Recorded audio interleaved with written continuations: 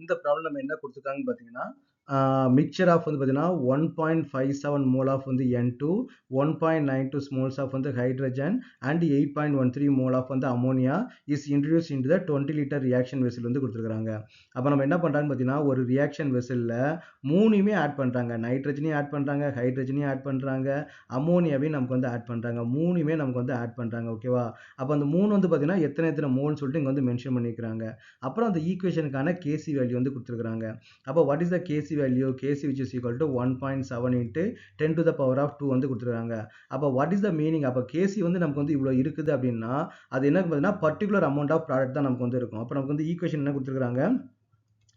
N2 plus வந்து நமக்கு வந்து 3H2 கிவ்ஸ் நமக்கு என்ன ஃபார்ம் ஆகும் பார்த்தீங்கன்னா 2 அமோனியா வந்து நமக்கு வந்து ஃபார்ம் ஆகுது இல்லையா? இப்போ ஃபார் எக்ஸாம்பிள் பார்த்தீங்கன்னா இங்கே வந்து மூணுமே ஆட் பண்ணியிருக்காங்க, நைட்ரஜன், ஹைட்ரஜன் அண்ட் அமோனியா வந்து ஆட் பண்ணியிருக்காங்க. அப்போ பேஸ்ட் ஆன் த கேசி இவ்வளோ கேசி இருக்கணும்னா சம் அமௌண்ட் ஆஃப் ரியாக்டன் வந்து இருக்கணும், இவ்வளோ ரியாக்டன் இருக்கணும், இவ்வளோ தான் நமக்கு வந்து ப்ராடக்ட் வந்து இருக்கணும். இப்போ நமக்கு வந்து ப்ராடக்ட் எவ்வளோ கொடுத்துருக்காங்க? 8.13 வந்து நமக்கு கொடுத்துருக்காங்க. ஆனால் இந்த கேசி வேல்யூக்கு இவ்வளோ தான் ப்ராடக்ட் வந்து இருக்கணும்னு சொல்லிட்டு ஒரு ரேஷியோ வந்து இருக்குது. இவ்வளோ ரியாக்டன் இருந்தால் இவ்வளோ தான் ப்ராடக்ட் இருக்குன்னு நமக்கு வந்து ஒரு ரேஷியோ வந்து இருக்குது. சப்போஸ் வந்து பார்த்தீங்கன்னா நீங்கள் புதுசாக வந்து நீங்கள் இன்ட்ரடியூஸ் ஆட் பண்ணுறீங்க, சப்போஸ் நீங்கள் அந்த அமோனியாவோட அளவை நீங்கள் அதிகமாக ஆட் பண்ணிட்டீங்க அப்படின்னா அப்போ அந்த ரியாக்ஷன் வந்து நமக்கு வந்து பேக்வர்ட் டைரக்ஷன் வந்து நடக்கும். எப்போவுமே நம்ம என்ன எக்ஸ்பெக்ட் பண்ணுவோம்? நைட்ரஜனும் ஹைட்ரஜனும் சேர்ந்து நமக்கு கம்பைன் ஆகி அமோனியா ஃபார்ம் ஆகுதான் நம்ம நினைப்போம். இங்கே என்ன பண்ணுறாங்க? எல்லாத்தையுமே ஆட் பண்ணுறாங்க, ரியாக்டண்ட்டையும் ஆட் பண்ணுறாங்க, ப்ராடக்ட்டையும் ஆட் பண்ணுறாங்க. எல்லாத்தையும் மிக்ஸ் ஆட் பண்ணும்போது அப்போ based on the KC value இவ்வளோ ரியாக்டண்ட்டுக்கு இவ்வளோ தான் அமோனியா இருக்குன்னு சொல்லிட்டு ஒரு கால்குலேஷன் வந்து நமக்கு வந்து இருக்குது. சப்போஸ் அமோனியா அதை விட நமக்கு அந்த அதிகமாக இருந்துச்சு அப்படின்னா அப்போ பேக்வர்ட் ரியாக்ஷன் வந்து நடக்கும். அப்போ அந்த பர்டிகுலர் அமௌண்ட்டை விட நமக்கு வந்து கம்மியாக இருந்துச்சு அப்படின்னா நமக்கு என்ன பண்ணா ஃபார்வர்ட் ரியாக்ஷன் வந்து நமக்கு நடக்கும். அப்போ இந்த அமோனியாவோட கான்சன்ட்ரேஷன் இது வந்து பார்த்தீங்கன்னா ஈக்குபிரியத்துக்கான கான்சன்ட்ரேஷனா இல்லை அதை விட அதிகமாக இருக்குதா கம்மியாக இருக்குதான்னு சொல்லிட்டு தான் இங்கே வந்து கேட்டுக்கிறாங்க. ஓகேவா? ஸோ அப்போ நம்ம என்ன பண்ணுவோம்? இந்த வேல்யூக்கு நம்ம ஈக்குவிலிபிரியம் கான்ஸ்டன்ட் வந்து நம்ம வந்து கால்குலேட் பண்ணுவோம். அப்போ வந்து கேசி வந்து நம்ம கால்குலேட் பண்ணும்போது ப்ராடக்ட்டோட கான்சன்ட்ரேஷன் டிவைட் பை ரியாக்டண்டோட கான்சன்ட்ரேஷன் இல்லையா?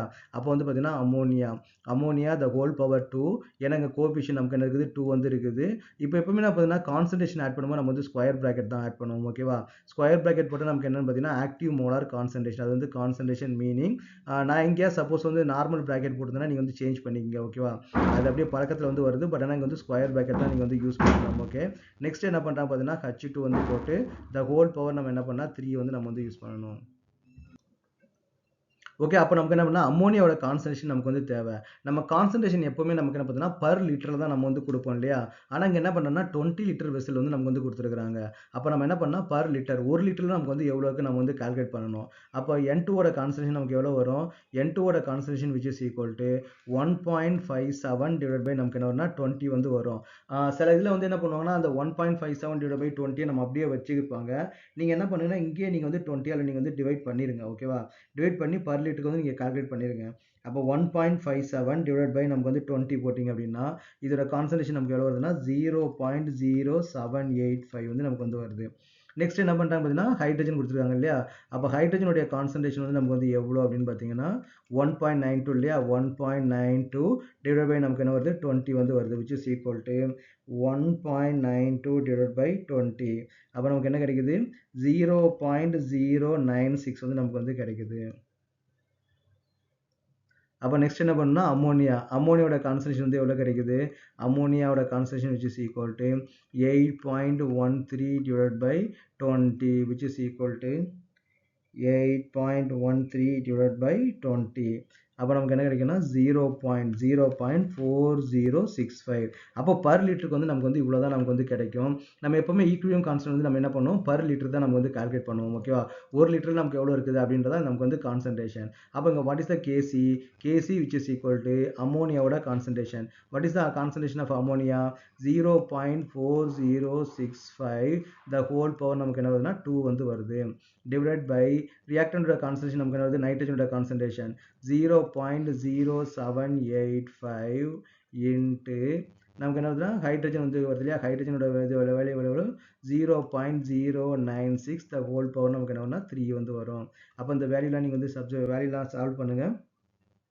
0.4065 இன்ட்டு 0.4065 ரெண்டு நம்ம மல்டிப்ளை பண்ணும்போது என்ன கிடைக்குது? 0.1652 வந்து நமக்கு வந்து கிடைக்குது. அப்போ divide by 0.0785 into 0.096 into 0.096 into 0.096 கரெக்டா 0.096 எல்லாமே கரெக்ட் தான். அப்போ நமக்கு இங்கே வேல்யூ நமக்கு என்ன வருதுன்னு பார்த்தீங்கன்னா 6.9 into 10 to the power of 1 2 3 4 5 வந்து வருது. அப்போ 10 to the power of -5 வந்து நமக்கு வந்து வருது. அப்போ இதை நமக்கு சால்வ் பண்ணால் நமக்கு என்ன கிடைக்கும் 0.1652 divided by 6.9. அப்போ நமக்கு என்ன கிடைக்குன்னா 0. இல்லைன்னா 2.3 எடுத்துக்கலாமா 2.4 எடுத்துக்கலாம். அப்போ 2.4 into 10 to the power of -2 வந்து கிடைக்குது. அப்புறம் இந்த -5 வந்து மேலே போகும்போது +5 வந்து மாறும். into 10 to the power of வந்து என்ன கிடைக்குது +5 வந்து மாறுது. அப்போ what is the overall value 2.4 into 10 to the power of 3 வந்து நமக்கு வந்து கிடைக்குது. ஆனால் ஈக்குவிலிபிரியம் கான்ஸ்டன்ட் நமக்கு எவ்வளோ இருக்கணும் 1.7 into 10 to the power of 2 தான் நமக்கு இருக்கணும். அப்போ ஈக்குவிலிபிரியம் கான்ஸ்டன்ட் வந்து தாண்டி போயிடுச்சு. அப்போ அது வந்து ஈக்குவிலிபிரியம் கிடையாது. அப்போ இது ஈக்குவிலிபிரியம் கிடையாதுன்னா இதுக்கு பேர் என்ன சொல்ல போனா QCன்னு வந்து சொல்லுவாங்க. QCன்னு பார்த்தீங்கன்னா ஈக்குவிலிபிரியம் கோஷன்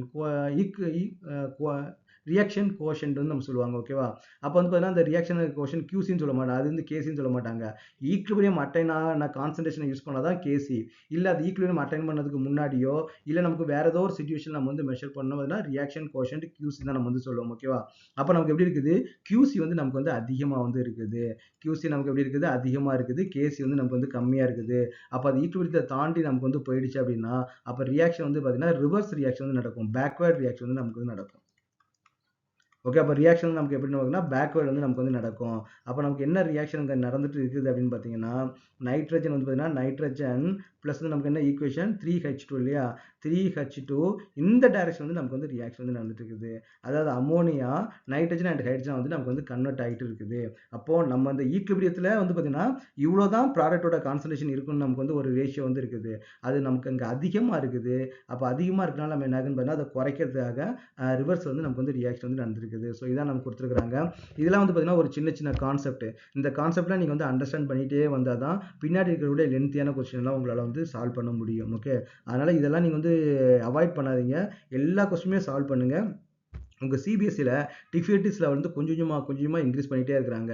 அப்போ எல்லா ப்ராப்ளத்தையும் நீங்கள் வரிசையாக பார்த்துட்டே வந்தீங்கன்னா இது ஈஸியாக வந்து இருக்கும். இது இம்பார்ட்டன்ட் ப்ராப்ளம் இதை நம்ம பார்க்கணும், இது இம்பார்ட்டன்ட் ப்ராப்ளம் அதை பார்க்கணும் அப்படின்னா உங்களுக்கு வந்து ஹெட்டேக்காக தான் நமக்கு வந்து இருக்கும். அப்படியே வரிசையாக ஒவ்வொரு ப்ராப்ளத்தையும் சால்வ் பண்ணி பாருங்கள். ரொம்ப வந்து உங்களுக்கு வந்து இன்ட்ரெஸ்டிங்காக இருக்கும்.